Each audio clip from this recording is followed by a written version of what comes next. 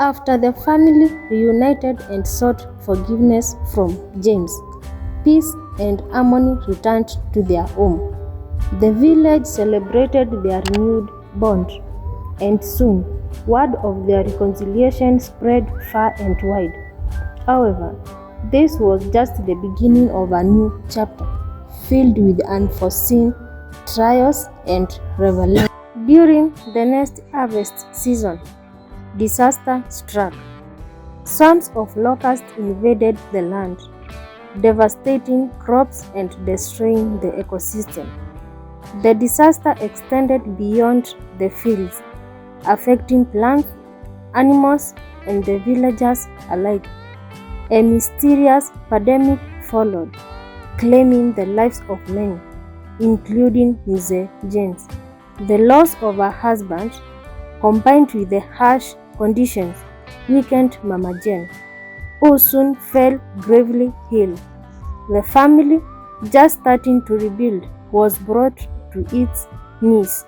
Months passed, and Mama Jane's illness remained, draining the family's resources and pushing them into poverty. 6 months into her sickness, desperation forced John to take a drastic step.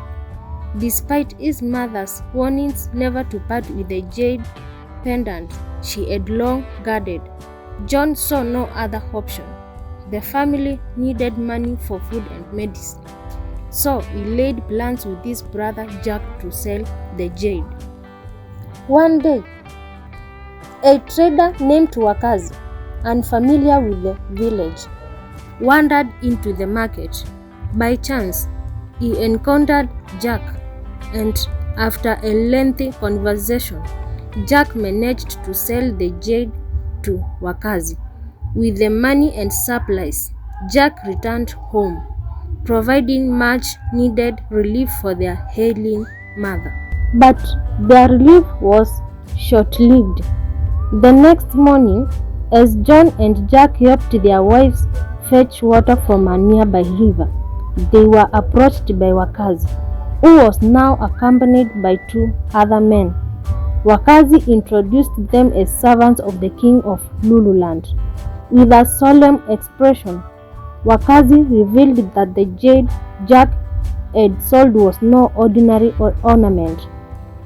It was, in fact, the royal symbol of identifying the heir to the throne of Lululand, lost 30 years ago when the king's only son disappeared under mysterious circumstances. John and Jack were stunned. The men demanded they produce the true owner of the jade within 2 days, or face severe consequences. The urgency of the situation left them with no choice but to confront their mother, Mama Jane, who was now showing signs of recovery. With a heavy heart, John approached his mother, desperate for answers. As she lay resting, he gently asked her about the jade and why she had always insisted on keeping it safe. Mama Jane, her eyes clouded with a mixture of fear and sadness, knew the time had come to reveal the truth.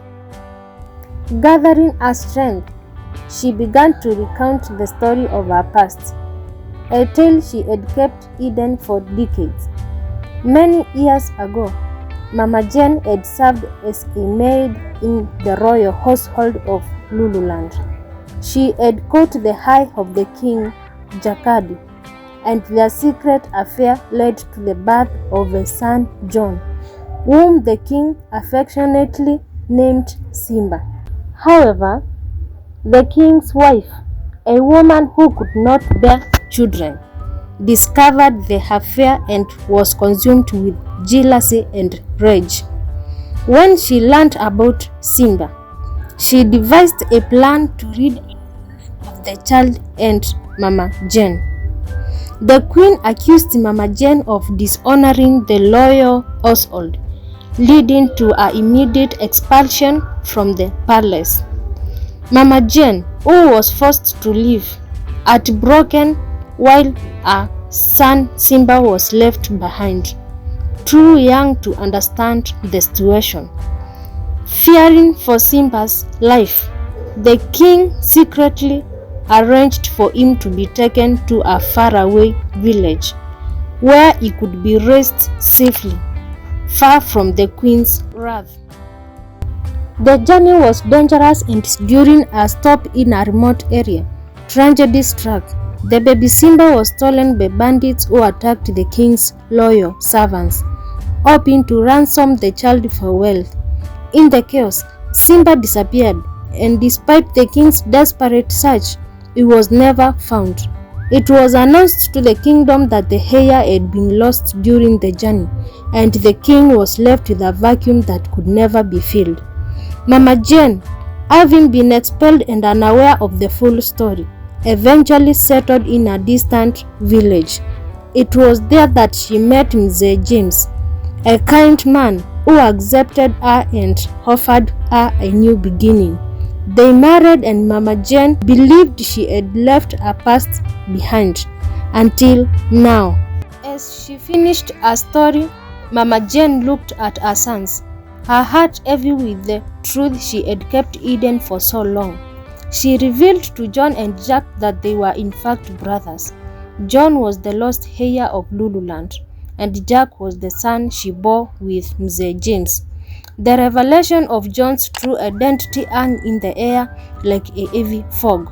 Mama Jane's word echoed in the brothers' minds as they stood in the dimly lit hut, struggling to understand the weight of the truth they had just uncovered.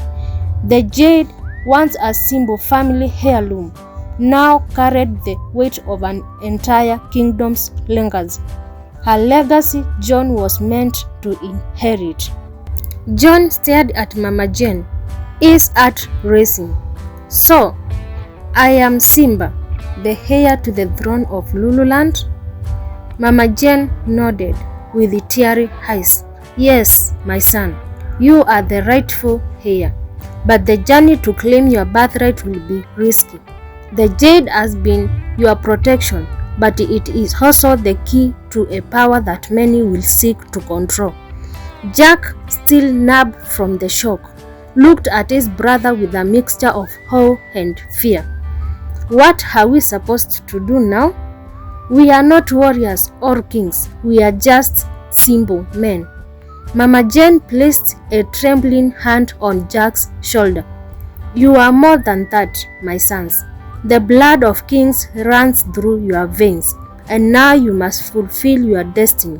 But first, you must make a choice." "A choice?" John asked, his voice thick with emotion.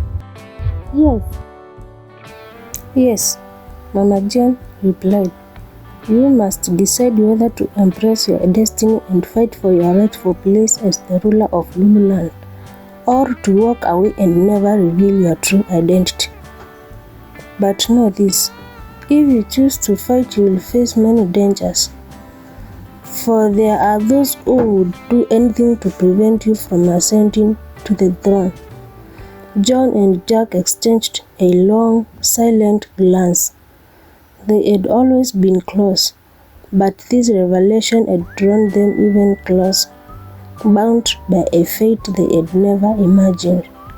The weight of the decision pressed down on them like a heavy burden. Finally, John spoke, his voice steady but determined. "I cannot turn my back on who I am. I will fight for my birthright, for the kingdom that my father King Jakadi entrusted to me." Jack nodded in agreement. "And I will stand by your side, brother. We face this together."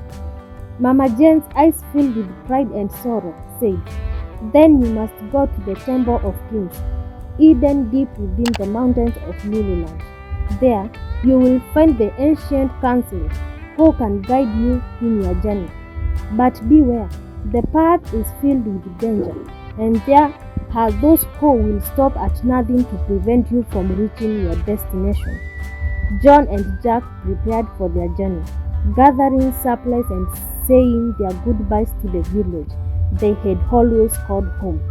The village Elders, unaware of the brothers' true identities, blessed their journey, offering prayers for their safe return. Will John and Jack uncover the secrets of the Temple of Kings and claim their rightful place? What dangerous path will they cross, and who can they truly trust? To find out and what lies ahead and to see how the brothers' journey unfolds, make sure to subscribe, like, share and comment below. Your support is appreciated a lot. Stay tuned for part 3, where the true test of destiny awaits.